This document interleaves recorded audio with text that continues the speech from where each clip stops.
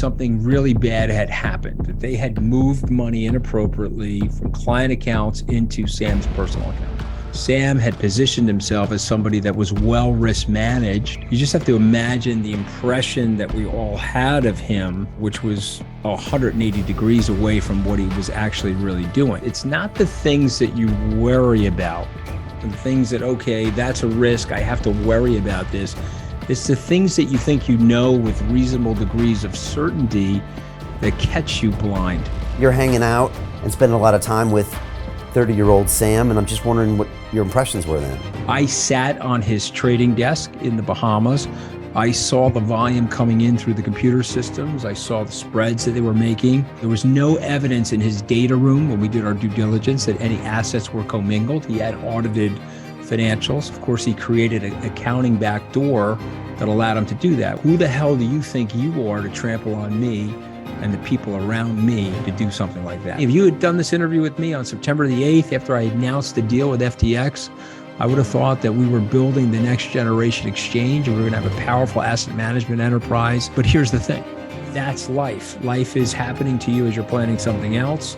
As Mike Tyson said, everybody's got a plan until they get punched in the face. I've been walloped a few times, but I sit here before you as an optimist. I sit here before you as a resilient son of a bitch, and I'm not going anywhere. Okay, and I'm dug in, working, and I'm excited about the future.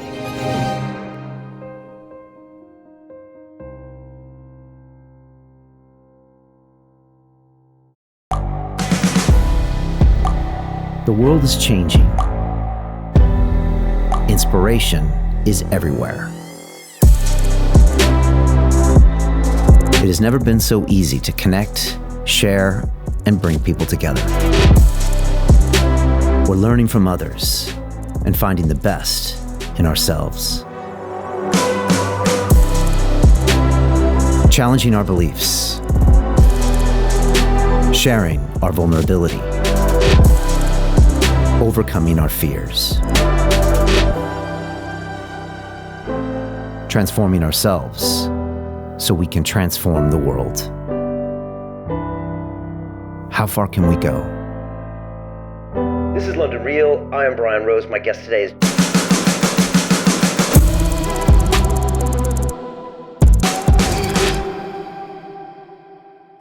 This is London Real. I am Brian Rose. My guest today is Anthony Scaramucci, the investment fund manager, cryptocurrency enthusiast, author, and former White House communications director. You are the founder and managing partner of the global investment firm Skybridge Capital, and you chair the SALT Conference, which has hosted Presidents George W. Bush, Sir Richard Branson, and Mike Tyson. You've been ranked in the top 100 most powerful people in global finance, and Ernst & Young previously named you Entrepreneur of the Year. You've recently been embroiled in the fallout of the FTX collapse, and your relationship with Sam Bankman-Fried has become the focus of a great deal of attention. You believe that recent events prove crypto needs regulation, but that this technology is here to stay and will play a major part of our future. Anthony, welcome back to London Real. Been a tough year, Brian. Tough year, but it's always a pleasure. It's always great to be with you, of course. You have an amazing show. And, but yeah, it's been a tough year. I know Sam well, obviously disappointed by Sam. And I think what Sam perpetrated is absolutely tragic. So, you know, there's some mental health issues there going on as well. I would encourage your viewers and listeners to read his testimony that he was supposed to give to the Congress, which he did not give because he was arrested. But you could see that that is a young man struggling with a lot of mental health issues. So he lost me money. He hurt my reputation. But I still am a human being. And so when I read that, I read it with great sadness, not only for him, but also for his mom and dad, who I got to know well. You know, it's just one of these things where it's a head scratcher for me. I always tell my clients and my friends, it's not the things that you worry about, the things that, okay, that's a risk, I have to worry about this. It's the things that you think you know with reasonable degrees of certainty that catch you blind. Those are the things that hit you. And this really did hit me out of the blue. Yeah, well, I appreciate your candor, and you're always candid. That's what I really appreciate about you, Scaramucci. When you were here in London that first time, you talked about everything that happened in the White House, and I know you're going to do it today, and I appreciate it. And I agree. I think we could all use a little bit of compassion here. I mean, the kid's 30. He went to MIT just like I did. He obviously made a lot of decisions, disappointed a lot of people. But at the end of the day, he is human, and he's dealing with a situation that nobody would want to be in right now. And I think sometimes Twitter can just go for the throat. And I appreciate you saying that to start off. Yeah, listen, I mean, I got hammered by the guy. Remember, I got introduced to him by a mutual friend.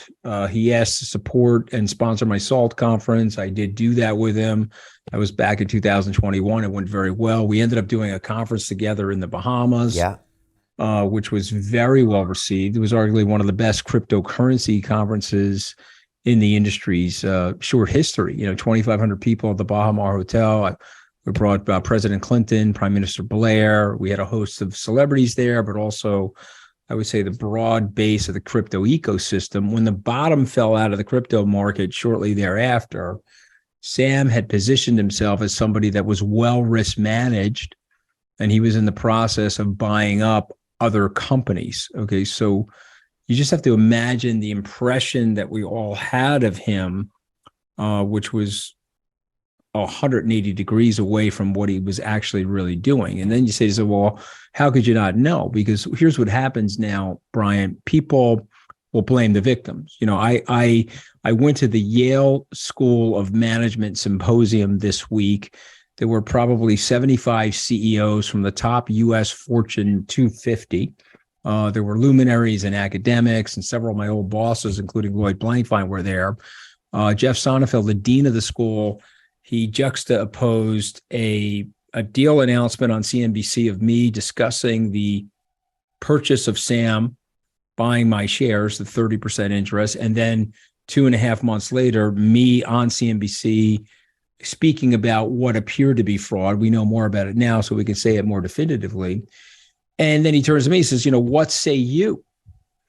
And here I am in front of all those people on the hot seat. And I'm going to tell you what I said to them, because I think it's important for your viewers and listeners. I said, well, number one, I obviously made a mistake. And so what you do when you make a mistake is you own the mistake and you explain what happened.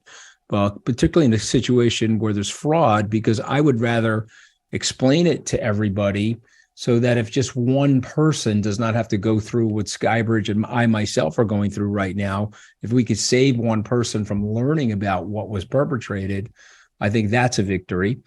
Number two, I'm a risk taker. I don't grow up in a blue collar neighborhood and live the life that I've lived. And yes, it was a short stay in the White House, but I did have an office in the White House. I did fly Air Force One. I built 2 successful businesses. I've authored several books. You've seen me on a few reality shows. I'm coming up on Special Forces this January. Your UK guys will know Billy Billingham and Foxy, Jason Fox, who were kicking my butt in the Jordanian desert this past summer. You're not going to live that kind of a life experience without taking risk. And so my message to the entrepreneurs and the young aspirants that are listening to London Real, when you have a high profile like mine and you fail, it gets 4 to 5 times more exaggerated because of the spotlight, and everybody likes a good car crash. But I could not get to where I am without throwing the football. So when you throw the football, you get sacked, you fumble the football, and you have interceptions. But man, you can score a lot of touchdowns too. And the last point I'll make on this topic, and I'm happy to talk about anything as detailed as you would like, is this is not going to deter me from taking risk in the future. This is not going to deter me from explaining to people what the blockchain is and what the innovations are of that technology and why we think that technology is here to stay. It's not going to stop me from debating naysayers. And I appreciate you giving me the opportunity to be on. Well, let's go through the timeline, because I think it can tell us a lot, and it'll also fill in a little bit of a backstory that I wasn't aware. Obviously, I saw you do the Bahamas conference with SALT, and I was like, okay, that's kind of cool. And then I think it was September, it was announced that Sam was buying 30% of Skybridge, which again surprised me. And then I know you went on a trip to kind of the Middle East to start introducing him to people. Can you talk me through some of those events and how and why they happened? And again, at the same time, you're hanging out and spending a lot of time with 30-year-old Sam, and I'm just wondering what your impressions were then. So I'm not somebody to revise history. I liked Sam. I thought he was a brilliant young man, and I thought that he was onto something that was going to change the exchange business. We have two real everything exchanges in the United States: the New York Stock Exchange, and then we have the CME. The New York Stock Exchange created in the 1700s. The CME created in the 1800s. Sam was developing a 21st century stock exchange. He was starting, or global everything exchange. He was starting with crypto, but he was going to migrate himself into stocks and bonds and eventually tokenized private equity and real estate and et cetera. And it was a very, very compelling story. He also had 12.5% of the cryptocurrency markets. I sat on his trading desk in the Bahamas. I saw the volume coming in through the computer systems. I saw the spreads that they were making in the cryptocurrency markets. He had 12.5% of all of the cryptocurrency market. So he was the second largest exchange. So I want everybody to understand the magnitude of this. So I thought he was an absolutely brilliant young man. His dad was a tax professor, mom a compliance professor. He was preaching compliance and a strict adherence to compliance. He had said before the Congress that he was 1-to-1 and that assets were not commingled. There was no evidence in his data room when we did our due diligence that any assets were commingled. He had audited financials. Of course, he created an accounting backdoor that allowed him to do that. What I will tell your listeners is that if you want to create fraud, you can create fraud. Okay, there's no question about it. You can be Bernie Madoff in the most regulated industry in the world, create fraud. You can be Theranos, food and drugs, most regulated industry in the world, right? Securities and food and drugs. You can create fraud. Those are regulated industries where fraud was created. This was partially regulated, mostly unregulated, and he perpetrated this fraud. Now, the good news for US-based accounts on the regulation side, because the US is so strictly adherent to regulations, I believe those accounts will probably be made whole once the bankruptcy is resolved. It may take 1 to 2 years, but it seemed like the American side of his business was being run appropriately, as far as we can tell. But you're asking about my interactions with him. Every time I met with him or interacted with him, I came away thinking, wow, I think Sam is smart, but he may be perhaps smarter than I originally thought he was. He knew a lot about a lot of different subjects. He was a student of American politics, American sports. He had a very good understanding of trading, the algorithms and processes involved in successful arbitrage trading. And so there's no doubt that this was a very, very smart young man. Obviously, I didn't see the troubles that he had. He was somewhat peculiar. He doesn't have your EQ, for example, or perhaps my EQ, but neither does Mark Zuckerberg. And so when I looked at him, my old boss, Lloyd Blankfein, said to me, after I made my remarks at the Yale event, he said, yeah, people are going to pick on you now. They're going to demonize the victims of his fraud. They're going to make it look like you guys were stupid. But let's face it, he looked like Bill Gates in 1971. I laughed. I said, wow, you're really dating yourself, because I thought he was the Mark Zuckerberg of crypto. I didn't think he was the Bernie Madoff of crypto. But since you're bringing up that Middle East trip, which was quite faithful, I took him with me to the Middle East. We visited Riyadh. We visited Abu Dhabi and Dubai. He met with senior leadership there, both political leadership and business leaders. I think they were impressed with him. I think many people were about to embark upon due diligence to raise another tranche of capital for FTX.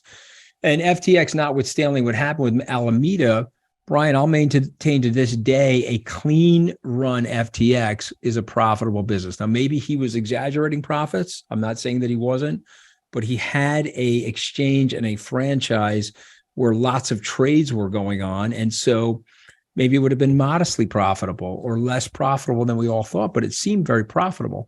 An honest person could have made a very, very good living off of that business.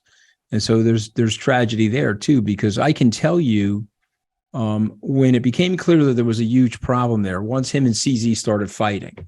And again, this sounds weird to be grateful for this, but I'm actually grateful for CZ, because when we were in the Middle East, I wasn't in these meetings, but through hearsay, I heard this. Sam was lambasting and denigrating CZ. That got back to CZ. You know, the Middle East is a small community. London's a small community, so is New York. And CZ said, okay, you're lambasting me to regulators and business colleagues here where I live. I'm going to sell the remainder of my tokens that you gave me upon the sale of my interest in your company. And CZ helped him start that company. Right. And the lambasting was, from what I understand, and Kevin O'Leary has said this, was he was saying that CZ was preventing him from getting regulation because he wouldn't sign off for something because he was a 20% equity holder? Was it something like that, or maybe other stuff? Yeah, listen, I think Kevin's getting that information from Sam. I don't know what is true or isn't true. I have a different take on CZ than Kevin. Kevin and I are close personal friends. We can agree to disagree on certain things. I like CZ. I think CZ is very competent. I think I would like to see CZ succeed. I hope the assets are shored up and the reserves are there for Binance. I believe that they are, but obviously I don't know.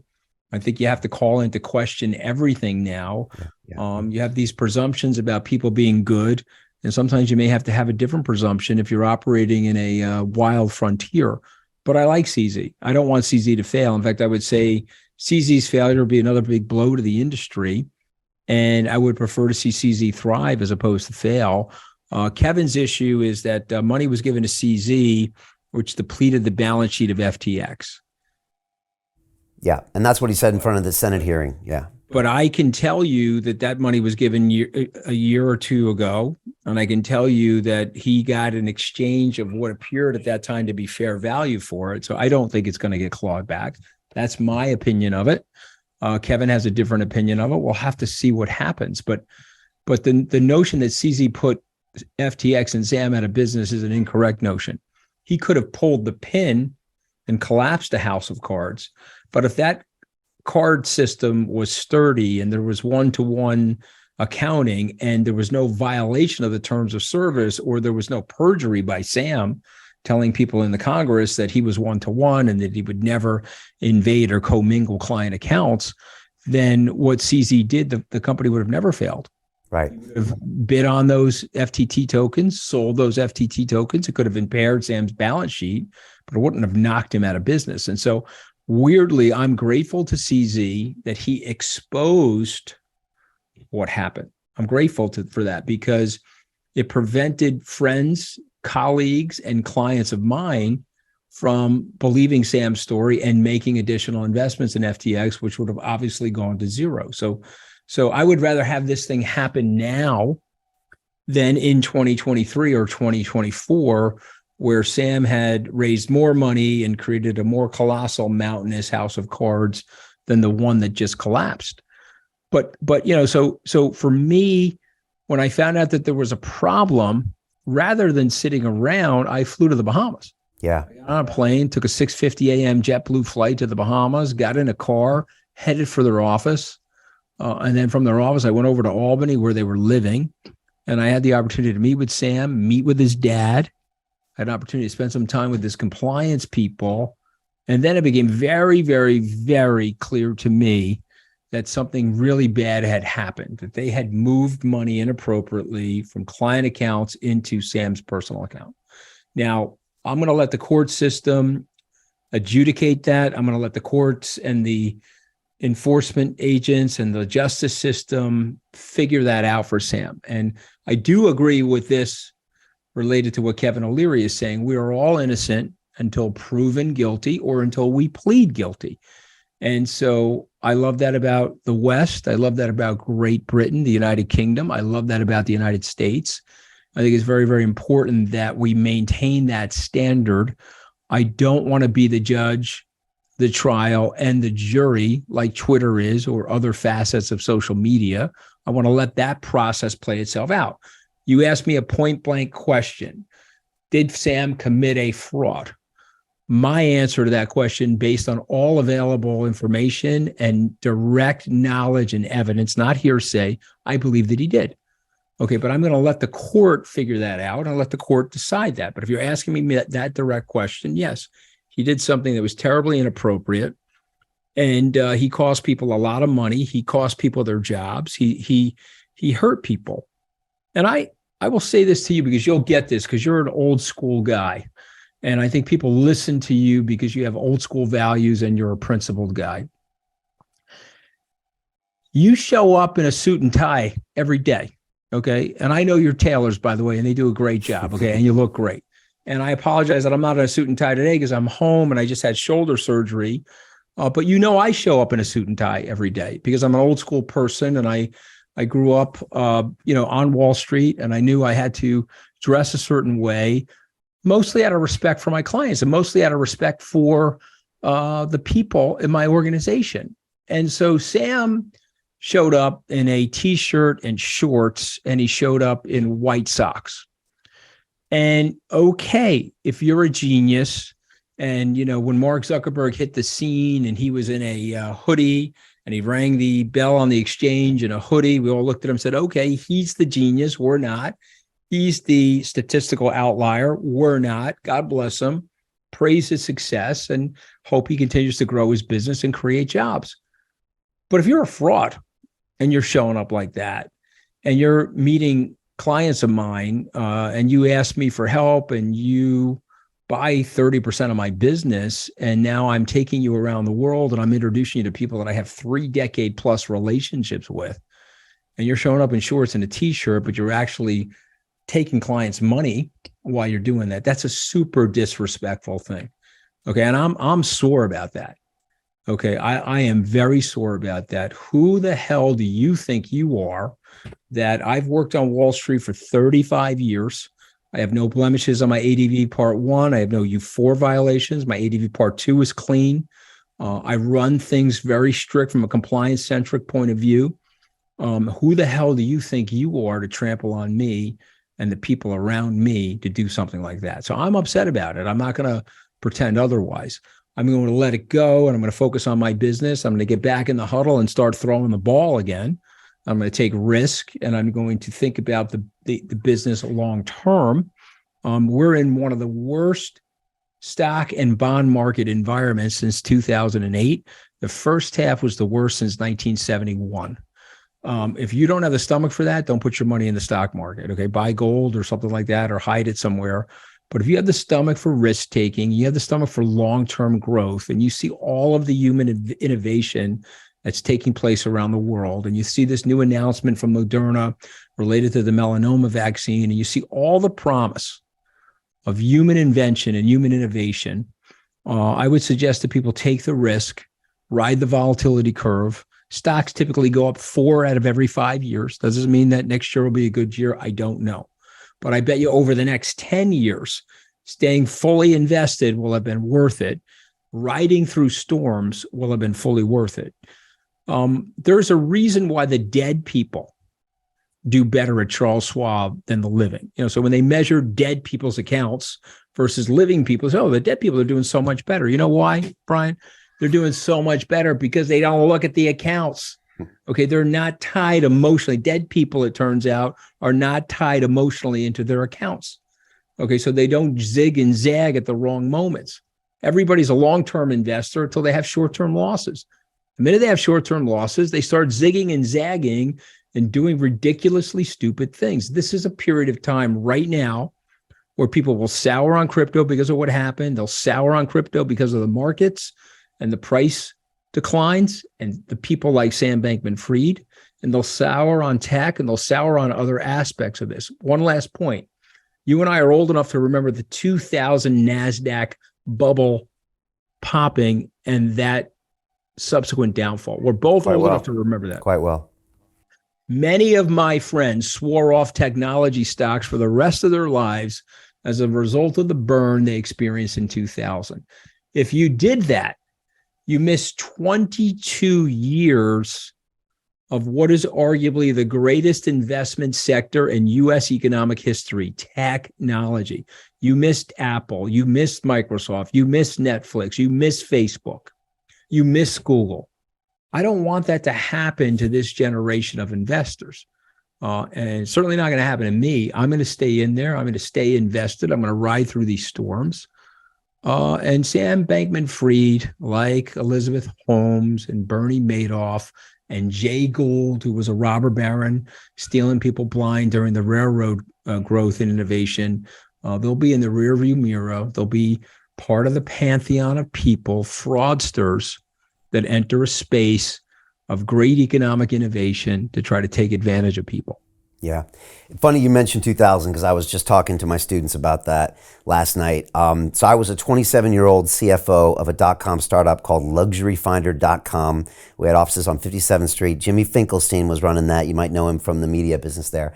And I was all hot to trot. 99 was happening, and then 2000, NASDAQ crashed. And you wouldn't want to say the word tech for at least a couple of years in New York or London because nobody wanted to even think about it, talk about it. Everybody was sick to their stomach about it.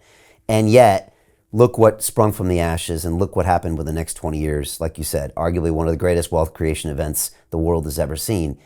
And funny enough, I look at crypto in the same way right now. Funny enough, my investment club, we're putting $500,000 to work this week into 2 blockchain-related startups because we're just taking this long view that there's still great companies in this space, and none of us are expecting them to pop next quarter or the following quarter or even the following year.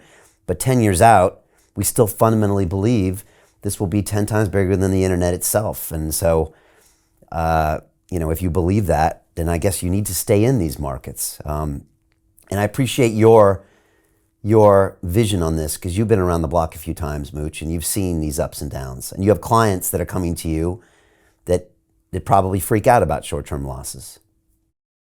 I'm totally with you. And I've gotten a lot wrong in my career. I'm not sitting here as some omniscient person. I've been humbled by life. I've been humbled by markets. I made a foolish decision to work for Donald Trump. I could list the phone book, or not one phone book, the many phone books, the volumes of mistakes that I've made in my career. But the worst mistake that you can make is to quit. The worst mistake you can make is not to try. The worst mistake that you can make is to be so self-conscious and so worried about the perception that other people have of you if you have a misstep that you don't do anything. Your inaction will lead to mediocrity. I'd rather be in the arena. I'd rather be swinging as hard as I can. And I'd rather be searching for what I think are great long-term solutions for myself, for my clients, my family office, all those different things. And I would say to people, you're very smart to do that. And I would just tell people, just be sized appropriately. A 5% exposure to blockchain and crypto could be a game changer for you. If we've got it wrong and that 5% trades to zero, it won't be a life finisher. But the 5%, if we get it right, it goes 10 to 1. It's going to be a game changer for you and your family. And so to me, I think what you said, and you said it quickly, but I want to reiterate it, the blockchain and cryptocurrency and Web3 could be bigger than the internet itself. And if you actually understand what's happening, and Mark Andreessen said this better than me, he invented the Netscape browser. He was a big part of Web 1. He said, okay, this is bigger than Web 1. Why? Because it's going to disintermediate transactions. It's going to take third parties out of the system. There's going to be a lot of costless things that happen where fees that were once charged by banks and other intermediaries won't be able to be charged because the technology is so good that we don't trust each other, Brian. But if you have technology that you don't need to trust each other, and you can have this trustless bilateral system where I can transfer value to you, you can transfer value to me without a third party, there will be ridiculous levels of cost savings, and there will be ridiculous levels of economic innovation that gets unleashed. Did it invite some fraudsters in? Yes. Did it bring some leverage into the system? Sure. Did the Federal Reserve's induction of all that liquidity during the COVID-19 situation hurt us? Yes, it did. First time I met you, I obviously had known about you, had listened to a lot of your interviews, but the first time I met you was in February of 2020. Okay. And I was heading for, of all places, Italy. And so, I came back from Italy with COVID. And there I was back in my house with COVID, locked in the house. Everyone was told that they had to go home, and the Fed piled on money. They increased the money supply by 42%. So you don't think there were fraudulent activities that were taking place and market bubbles that were created by the Fed's induction of all that money? Of course there was. Now the Fed is taking the punch bowl away. We can argue and debate about Fed strategy, Did they do the right thing in 2020? Are they doing the wrong thing now? Should they have been more tempered and more moderate? I think economic history will suggest that they should have been, but they weren't. So we have to live in the world the way it is, not the way we want it to be, not the way we think it should be. We could always work to make the world better, but we have to live in the world the way it is. And so what we know about financial history is that there are pockets of fraud that take place as we're growing and innovating. And so what we can do is we can beat ourselves up. Certainly we can do that, but I choose not to do that. I've already moved past it. I've already forgiven myself for the mistake of being in business with Sam. I'm on my way to 2023 hopeful. I can't tell you if 2023 is going to be a great year or not. I like our odds that it'll be better than 2022, but I don't know. But I am here to tell you that 5 years from now or 10 years from now, stock market will be higher. The NASDAQ will be higher. There'll be greater growth in the cryptocurrency space. Cathie Wood will likely be right in terms of price appreciation. This $900 billion of total market capitalization could be $3, $4, or $5 trillion over the next couple of years. And, I want to be a part of it. Yeah. Just to finish with Sam, you mentioned the CZ piece, and obviously, I guess he said some things in meetings that, got CZ to go on with the public divorce on Twitter. He had the $1 billion, I think, of FTT tokens that he told the market I'm going to get rid of, which is kind of a great way to also get rid of a competitor if you know there's something happening there. We watched it all go down. Now, I think we're hoping that Binance stays strong, because if that goes down, that would really hurt the market in a big way. Just curious, you mentioned Sam didn't have much of maybe an EQ. He just doesn't seem like the guy to poker face and do all this scheming while he's also the smart guy. It just seems weird to me that he was the guy that could even, straight face the way through all of those weird things happening. And it just, I don't know, it still doesn't all add up to me. A lot of things don't add up to me. And I don't know, I was wondering if I'm just crazy in that sense. Well, I think that was the take that many people had. I think Kevin O'Leary had that take. Kevin O'Leary said, all right, maybe he made a mistake. Maybe there was mislabeling. Maybe there was accounting. But I don't think so. I do think that something very nefarious happened. And I think that, again, this is me speculating now, so hoping to be bold here. I think Sam had a little bit of a God complex. I'm smarter than you. What I'm about to do is, through effective altruism, is going to save humanity. And so I have license to take money out of your accounts. Of course, it's temporary. I'm going to move it from your accounts to protect my account, so I don't have to meet these margin calls during this bear market. As prices improve, I'll code all of this stuff over through good optics and fundraising, but as prices improve, I'll move the money back. And so I deserve this because I have a God complex and I'm smarter than everybody. And could he have pulled it off? Do you think if I'm not saying that you've made it all happen with the Middle East introductions, but if CZ hadn't had that beef, it's possible that he still be living in an FTX world. Right. If CZ and Sam did not have that beef, we would still be living in an FTX world. $1 billion more would have likely gone into FTX by the end of the first quarter of 2023. I would still be attached to him. He would own a 30% piece of my business. We would still be in an FTX world where Sam was operating and people would be perceiving him to be operating with great ethics. But I believe when people do these sorts of things, they eventually get caught. It took 30 years to collapse Bernard Madoff. Yeah. This was going down. What would have been a greater tragedy if this went down in 23 or 24 or 25. It's way better to have had this gone down and blown up in 22. Now, obviously, I wish it had blown up in 20 before I met Sam, but that's life, and here I am. I'm sitting here. I'll be in the process of negotiating with the bankruptcy estate to get my shares back.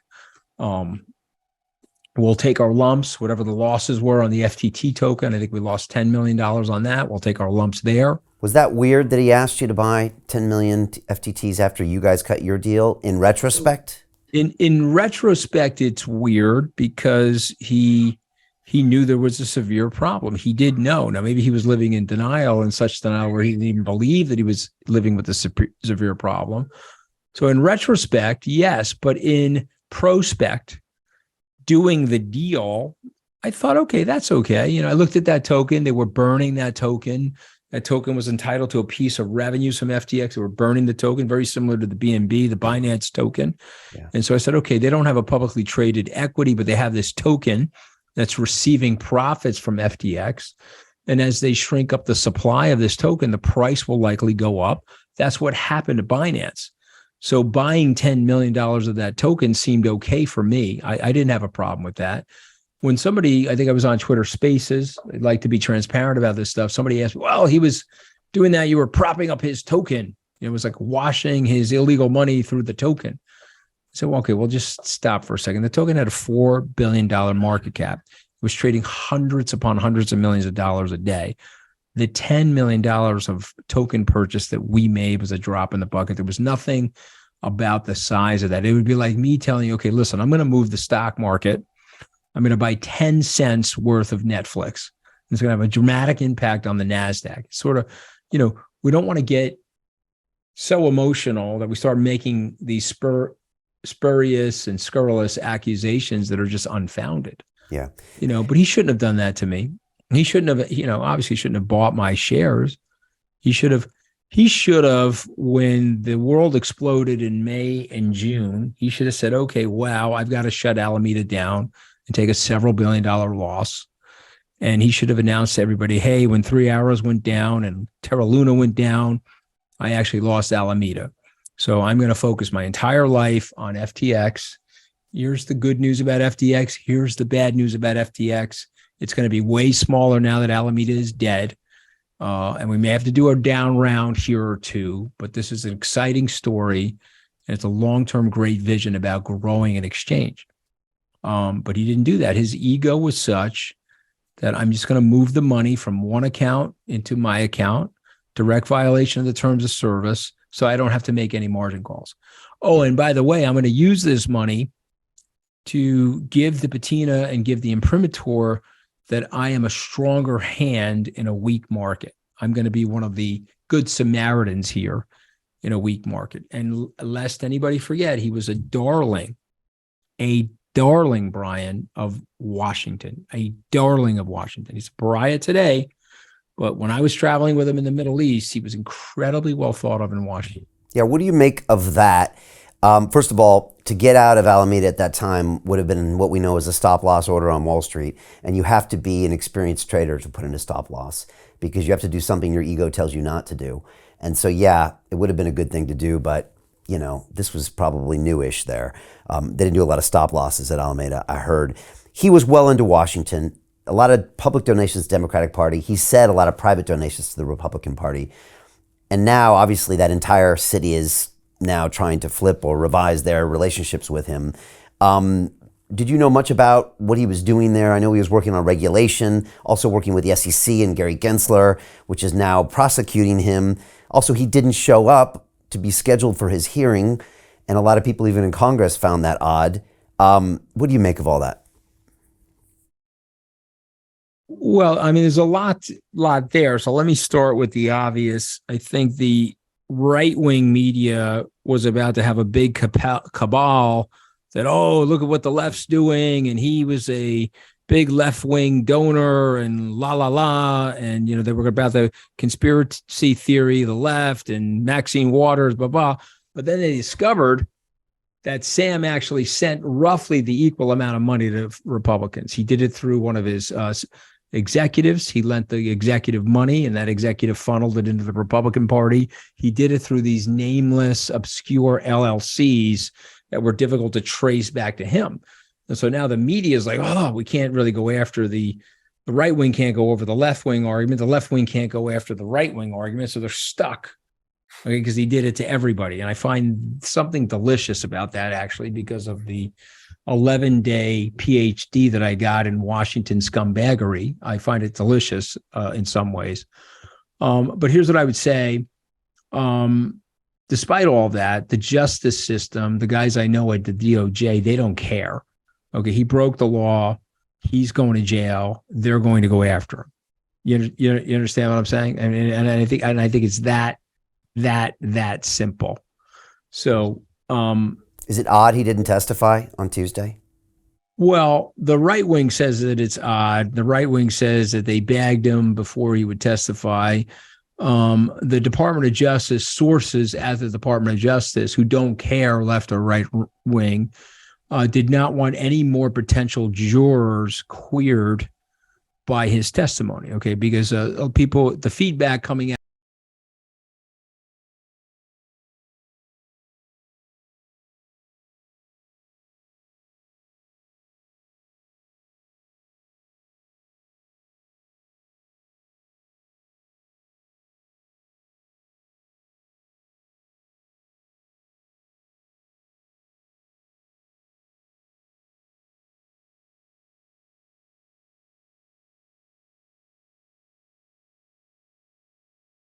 What did you make of the congressional hearing and the Senate hearing?